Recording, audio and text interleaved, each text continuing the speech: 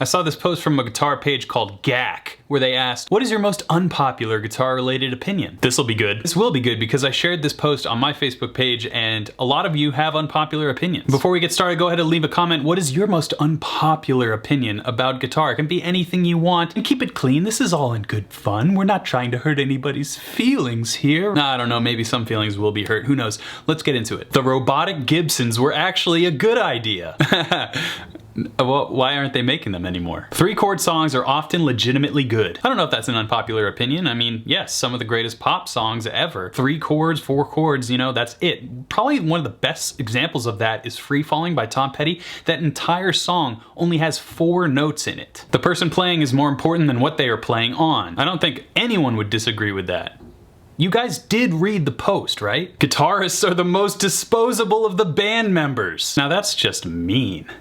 But I would probably say bass players are the most disposable. Heavier guitars have better tone. Now that is not necessarily an unpopular opinion as much as it is a myth. Has anyone really busted that myth? Have we done like a heavy guitar comparison? Is there a YouTube video somebody's done on this? I'm sure there is, but maybe I should do one? Headless guitars should still come with a head, but in the case, because it's funny. I think this is actually a cool idea for the headless guitar market who's maybe losing out on 80% of the guitar market who doesn't want a headless guitar. I'm not a luthier, I don't know if that's a feasible option, but you have to learn standard tuning stuff before venturing into open tunings. Now I disagree with this one because what if your calling is drop C? What if you're a drop C metal lord? There are so many alternate tunings that modern bands use, especially in the metal genre, that I think a lot of people start with because those are their favorite bands and they down-tune their guitars, and I think that's a perfectly legitimate way to learn to play the guitar. You need to learn music that you like. The best teachers are descriptive, not prescriptive. There's no,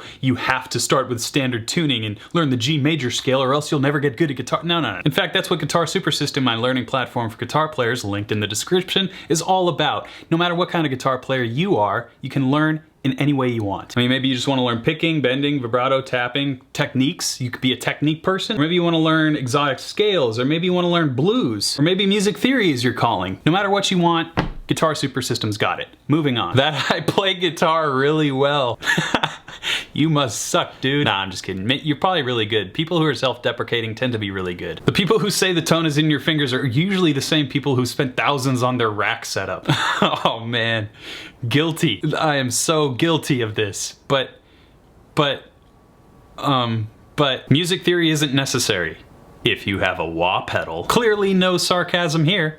A wah pedal makes all the difference. You can just plug it in and it plays the guitar for you. The longer the strings have been on the guitar, the better they sound. I last changed strings in 2016. So this video is being filmed in 2022. That was 6 years ago. This guy hasn't changed his strings.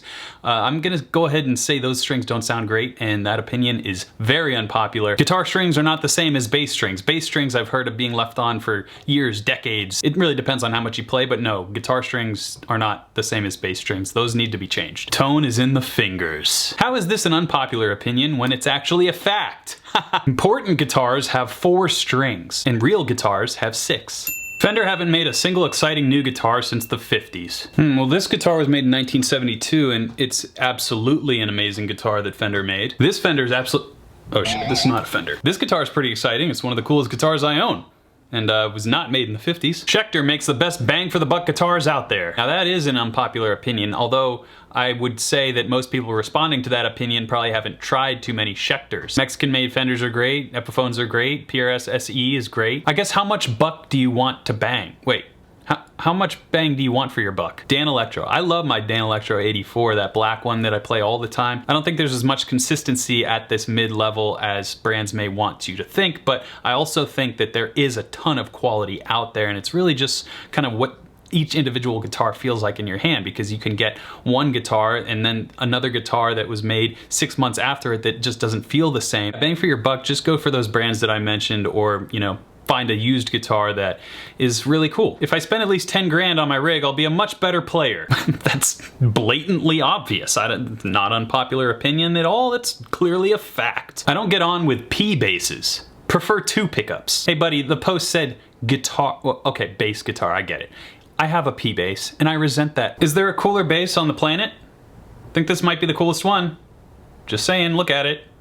It's amazing. Steve Vai and Joe Satriani bore me. I've heard this opinion a lot. I don't think it's unpopular, but there is definitely a stigma with certain brands of guitar players who think that playing fast or playing instrumental music isn't necessarily music. That's kind of where I think this opinion may be headed. And I totally respect it. You know, it's not for you. That's all. I think as guitar players, we can be intimidated by these monsters. I wish I could do that thing, but I can't for one reason or another, so I'm just gonna say they're boring. And then there's the people who truly don't like it. So between those factions of human beings, I don't think this opinion's very unpopular, but I do think it's wrong. I don't like the layout of a Strat. The volume knob nearest the bridge pickup gets in the way of where my pinky and ring finger rest, and the middle pickup gets in the way of where I pick. Well, that means you're picking like this?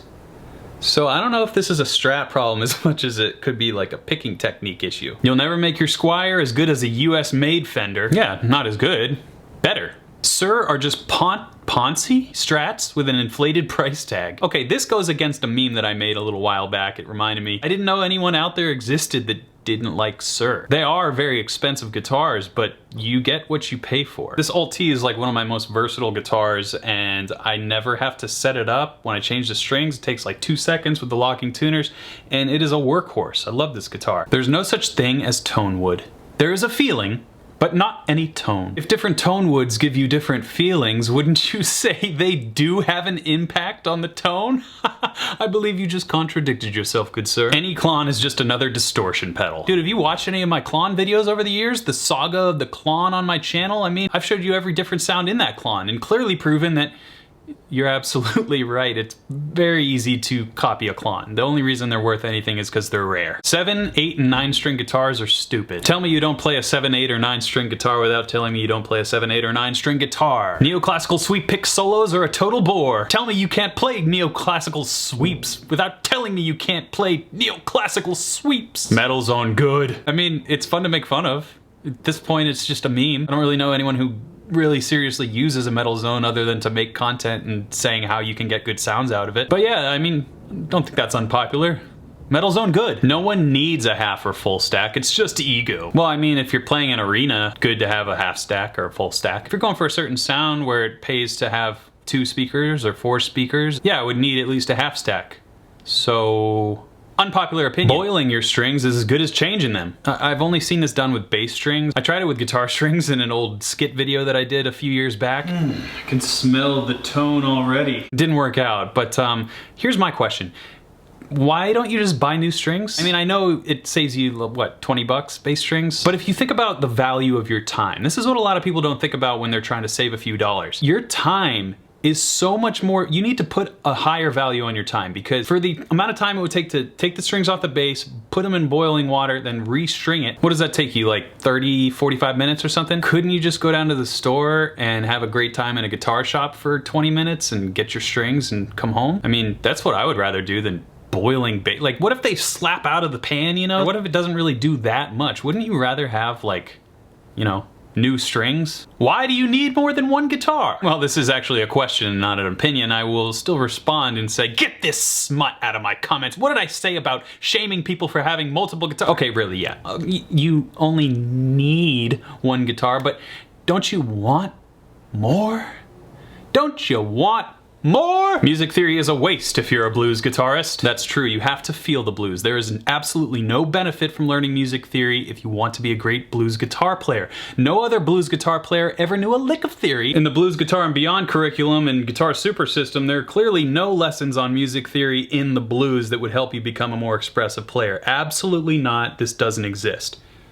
Unless you click the link in the description. Two-hand tapping is just ridiculous. It is ridiculous. Ridiculously cool. Hate fake relics. Then are you gonna love this? A nice 2019 Fender Custom Shop fully relic. Just look at all this road rash and wear that I didn't make. Les Pauls only look good in gold. All other colors look like crap. Now if you had said TV yellow, I might have been on your side, but gold top is not the only cool looking Les Paul, as you can see. Rock guitar players play guitar totally wrong. What's the right way to play? Stephen Cook, please enlighten us. What is the proper way to play the guitar? You seem to know. I hate Boss pedals. Well, that's just silly. You're depriving yourself of glorious little pedals. Not only are Boss pedals cool and complete tanks, they never break, they have some of the best guitar effects out there. I don't know how you couldn't like at least one Boss pedal. They have like a million. Look at the cool colors. Look how simple, elegant, yet streamlined these are. I don't work for Boss. For the most part, music shop staff lack real-world experience and knowledge these days. Well, that's just a broad, sweeping statement, isn't it? There's many guitar employees that I've met who are incredibly knowledgeable. I went on a 50-state tour where I went to one guitar store in every state in the country of the United States. I learned so much from so many different guitar shop owners and employees. I might have thought something similar to you know, back before I did that trip, but I can tell you firsthand, there are plenty of knowledgeable guitar store owners. You just gotta know where to go. I think grunge era bands sounded terrible, especially Nirvana. Well, that's a very unpopular opinion because Nirvana literally changed the course of music.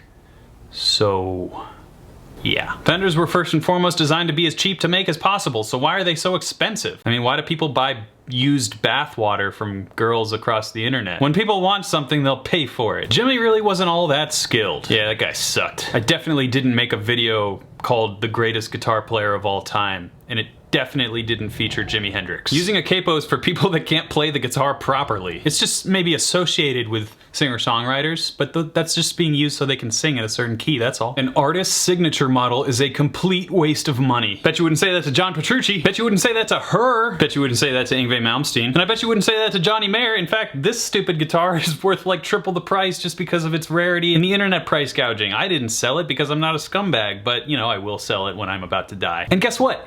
Not gonna be a waste of money. Gonna be a nice return on this bad boy. But in general, I get this opinion because some people associate signature guitars with that guitar player in a bad way, where it's like, oh, well, I can't have my own voice on their guitar, I need my own guitar. But I don't look at signature guitars like that. I look at them as really cool instruments that were designed by guitar players that I admire. And if these guitars work for them, I can discover things that other guitar players find valuable that maybe I didn't consider. And that's the value of a signature guitar, really. But yeah, monetary value, there's only a select few that actually retain it or would be worth something more in the future. You're right about that. The only person that cares about your tone is you. Doubly so in a live environment unless it's painfully loud ice picky. I'm pretty sure people listening to you consider your tone and care if it's good or bad, and if it's bad, they'll be like, I don't like this, and if it's good, they'll be like, I like this. So yeah, I think other people actually really care about your tone, believe it or not. The Edge is a very average player. It's all about the effects. Okay, let's just say for argument's sake, the Edge can't play anything beyond a very basic intermediate guitarist. He still created a sound. And the fact that he did so through guitar effects when not really anyone was doing it the way he was doing it, I think that makes him a genius, actually. A really amazing guitar player. He played the guitar in a way that not many people ever imagined to do so, through using different devices to get the sounds in his head out into the world. And that's your ultimate goal as a musician. So the Edge is a fantastic guitar player, in my opinion. Billy Corgan is the most underrated guitarist of the 90s. This is a pretty good one. Honestly, I like this opinion. I don't think it's popular. I think if people don't like Billy Corgan, you know, he's done some interviews that rub people the wrong way. I have no problem with him. Rat in a Cage is one of the best songs ever created, and that guitar riff is unbelievable. Definitely an underrated guitar player of the 90s. No. I mean, if you want to go chalk, you could say Kurt Cobain is the most underrated guitarist of the 90s, if only for the fact that there's such a huge divide. There's the people who think he's a virtuoso, which he's not on the guitar, and there's people who think he's absolutely at guitar, which he's not. He's an unbelievable rhythm guitar player, and he knows how to serve the song, something very few guitar players know how to do. Most guitarists spend far too long working on soloing when they should be learning how to play in time. Yeah, rhythm is more important than anything else, no matter what you're playing. Now, it is true though, you can play 2 notes in perfect rhythm and really cool syncopations or whatever, but if you play 50 notes that are a little bit out of time, I'm gonna take the in time 2-note thing. For example, the opening notes to Kendrick Lamar's Humble.